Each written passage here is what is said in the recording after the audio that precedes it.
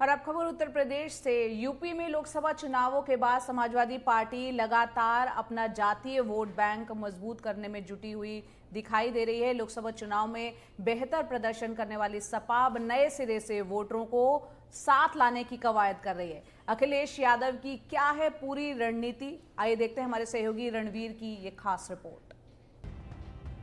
इस तस्वीर में सबसे आगे जो सांसद बैठे हैं ये अयोध्या के अवधेश प्रसाद हैं।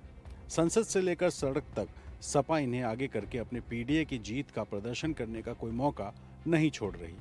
अखिलेश यादव समेत पूरा विपक्ष अवधेश प्रसाद की जीत के बाद यूपी में मंडल बनाम कमंडल की राजनीति में मंडल की राजनीति का बेहतर भविष्य देख रहा। दरअसल यूपी की राजनीति मंडल और कमंडल के इर्द गिर्द घूमती है। मंडल यानी जाति की राजनीति और कमंडल यानी हिंदुत्व की राजनीति।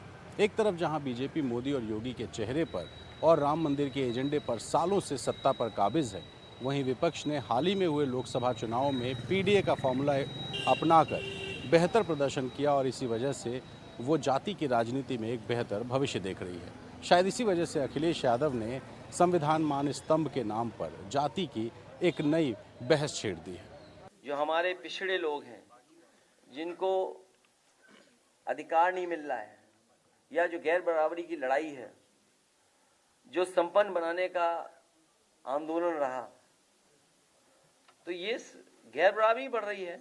जाति जनगणना हो और आबादी के हिसाब से नौकरी मिले, उसके लिए समाजवादी लोग काम करते रहेंगे और लड़ते रहेंगे। ये कोई छोटी लड़ाई नहीं है, बहुत लंबी लड़ाई है। अखिलेश यादव कह रहे हैं कि जिसकी जितनी आबादी है उसको उसी अनुपात में आरक्षण मिलना चाहिए। अब सवाल ये कि जब नियम ही 50% से ज्यादा आरक्षण देने का नहीं है तो ये संभव कैसे होगा। 50% was set to be the ceiling reservation की। ये 1992 में सुप्रीम कोर्ट का फैसला आया था। बट अगर हम इसके एक्सेप्शंस की बात करें या इसी जजमेंट के परिप्रेक्ष्य में अगर हम ये देखें रियलिटी में कि this is the law on paper, तो सीलिंग के पहले भी 1990 से तमिलनाडु में 69% रिजर्वेशन चल रहा है। तमिलनाडु के साथ साथ कई ऐसे स्टेट्स हैं जहां पे 50% से ज्यादा भी रिजर्वेशन है, जैसे कि उसमें मिजोरम है, मेघालय है, अरुणाचल प्रदेश है। अखिलेश यादव ये बात ठीक से जानते हैं कि जितनी आसानी से वो ये मांग कर रहे हैं ये मुद्दा उतना आसान नहीं है। लेकिन हाल ही में लोकसभा चुनाव में जिस तरह से समाजवादी पार्टी को जातियों के आधार पर वोट मिले, उसके बाद अखिलेश यादव नए सिरे से जातियों को अपने साथ जोड़ने की कवायद में जुटे हुए हैं और इसी वजह से भारतीय जनता पार्टी अखिलेश यादव पर जमकर निशाना साध रही है।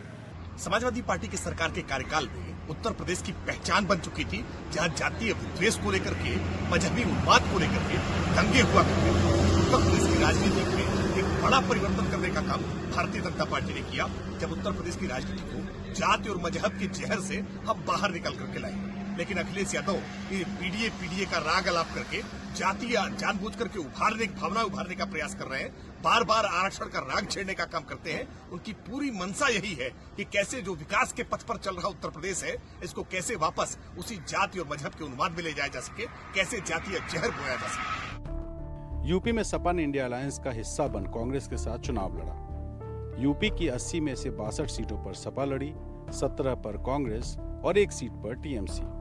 सपा ने 62 सीटों पर चुनाव लड़ा और 37 पर जीत हासिल की। कांग्रेस ने 17 में से 6 सीटों पर बाजी मारी। जीत में पिछड़े और दलितों के साथ अल्पसंख्यक वोटों की बड़ी भूमिका देखी गई। इंडिया समूह अब इसी जाति फॉर्मूले को आगे बढ़ा रहा है। फिलहाल अखिलेश यादव की निगाह 2027 में होने वाले यूपी विधानसभा चुनाव पर है, लेकिन उससे पहले यूपी में 10 विधानसभा सीटों पर उपचुनाव होने हैं और इस उपचुनाव में अगर पीडीए का ये फॉर्मूला सफल रहा तो आने वाले दिनों में उत्तर प्रदेश में मंडल और कमंडल की लड़ाई और तेज हो सकती है।